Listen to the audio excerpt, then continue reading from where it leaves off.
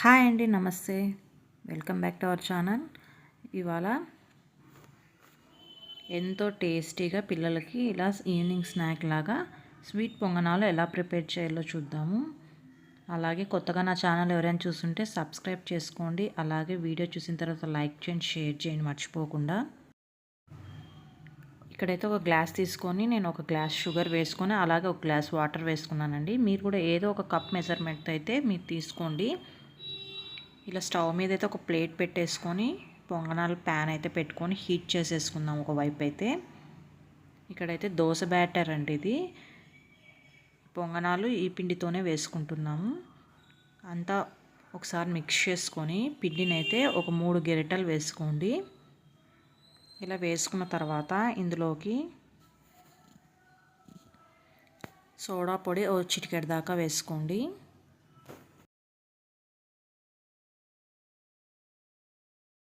వేసుకున్నాక అంతా కలిపేసుకోండి, మిక్స్ చేసుకోండి ఒకసారి బాగా.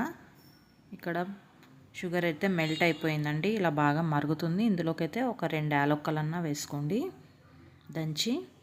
ఇది కలుపుకున్న తర్వాత ఇందులోకి పిల్లలకి కలర్ఫుల్గా ఉండడం కోసం అయితే ఇక్కడ నేను ఫుడ్ కలర్ అయితే యాడ్ చేస్తున్నాను. ఇది ఆప్షనల్ మాత్రమే అండి, వేసుకుంటే వేసుకోవచ్చు లేకుంటే లేదు.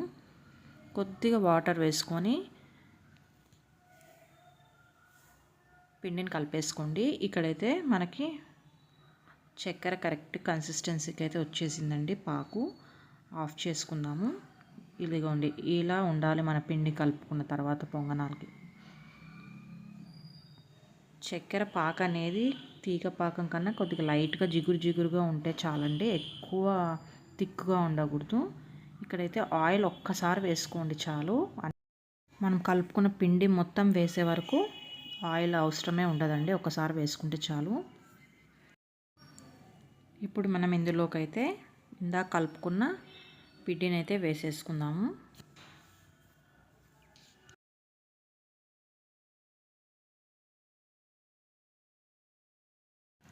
ఇలా అన్నీ వేసేసుకున్నాక ఒకవైపు కాలిన తర్వాత రెండో వైపుకి టర్న్ చేసుకుందాము.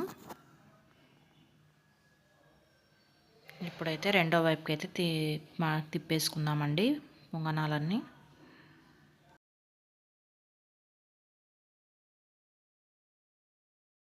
ఇలా రెండు వైపులా టర్న్ చేసుకొని కాల్చుకున్న తర్వాత అయితే ప్లేట్లోకి తీసుకొని పక్కన పెట్టేసుకుందాము.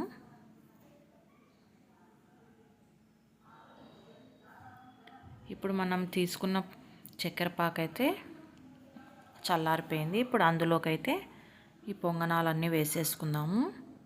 ఒక 2-3 నిమిషాల తర్వాత దీనిని తీసేసుకుందామండి. కొద్దిగా జ్యూసీగా ప్రిపేర్ అవుతాయి పొంగనాలు అనేవి. ఇంకా మనం ప్లేట్ తీసుకొని సర్వ్ చేసుకోవడమే అండి. టేస్టీ అయిన స్వీట్ పొంగనాలు అయితే ప్రిపేర్ అయిపోయాయి.